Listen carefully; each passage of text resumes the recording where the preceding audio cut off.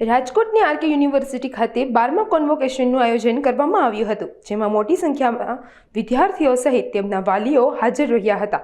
RK યુનિવર્સિટીના સારા રેન્કથી graduate થનાર વિદ્યાર્થીઓનું ગોલ્ડ મેડલ તેમજ પ્રમાણપત્ર આપી સન્માન કરવામાં આવ્યું હતું. આ સાથે આ કાર્યક્રમમાં કોમર્સ, આર્ટ્સ તેમજ સાયન્સના વિદ્યાર્થીઓને સન્માનિત કરવામાં આવ્યા હતા. મારું નામ ડૉક્ટર પ્રિયાંશુ રાઠોડ. આજે એક પર્વ છે આરકે યુનિવર્સિટીમાં. જેમ આપ જોઈ રહ્યા છો તે પ્રમાણે આજે 12મો કન્વોકેશન સેરેમની છે.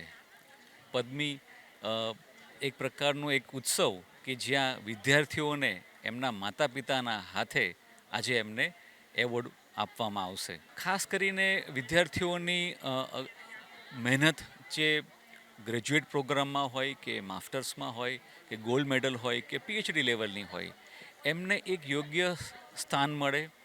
અને અમે ઈચ્છીએ છીએ કે દરેક વિદ્યાર્થીને સ્ટેજ ઉપર આવીને એમની ડિગ્રી મળે. આનો એક ભાવ પણ છે. અને આ ડિગ્રી પાછળ માતા પિતાઓના હાથેથી ડિગ્રી મળે તો એનાથી યોગ્ય પર્વ શું હોઈ શકે.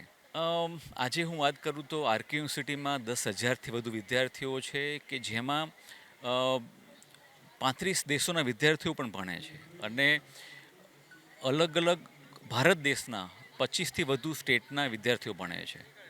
આજે આપ જોઈ રહ્યા છો તો 1300થી વધુ વિદ્યાર્થીઓને આજે પદવી મળવાની છે. એના માટે આરકે યુનિવર્સિટીની ટીમ છેલ્લા 15થી 20 દિવસથી પ્રયત્ન કરી રહી છે કે જે યોગ્ય સમય અને સ્થાને વિદ્યાર્થીઓને ડિગ્રી મળી જાય. જે મેં તમને કીધું પ્રમાણે 1320 વિદ્યાર્થીઓ અને 1200થી વધુ માતા પિતાઓ એમની સાથે આજે આવ્યા છે. આજે આરકે યુનિવર્સિટીમાં જે પદવી સમારંભ છે જેમાં સ્કૂલ ઓફ ફિઝિયોથેરાપીના વિદ્યાર્થીઓ, સાયન્સના, મેનેજમેન્ટ, એન્જિનિયરિંગ, આયુર્વેદા, ફાર્મસી દરેક વિદ્યાર્થીઓનું આજે કન્વોકેશન સેરેમની છે. અને ખાસ તો કે આના અંગે વિદ્યાર્થીઓ અને એમના ટીચરોએ અગાધ મહેનત કરેલી છે. આપ જોઈ રહ્યા છો કેમ્પસમાં એક પ્રકારનો આનંદ. એના માટે ખૂબ સરસ પ્લાનિંગ કર્યું છે કે જેના કારણે 1300 વિદ્યાર્થીઓને સ્ટેજ ઉપર એમને પદવી મળી શકે. આરકે યુનિવર્સિટીનું એક વિઝન છે કે વિદ્યાર્થી ભલે ડૉક્ટર કે એન્જિનિયર બને પણ એક સારો વ્યક્તિ પહેલાં હોવો જોઈએ. સારો વ્યક્તિ ડૉક્ટર હશે કે એન્જિનિયર સફળ ચોક્કસ થશે. અને બીજો એક અગત્યનું વિઝન કે ખુશ રહેવો જોઈએ. અને અમારું પણ આ યુનિવર્સિટીમાં ટીચર તરીકેનું એક જ અભિંગ હોય છે. વિદ્યાર્થીઓ જ્યારે ક્લાસમાં બેઠા હોય ત્યારે પણ ખુશ હોય તો જ પોતે સમજી શકે.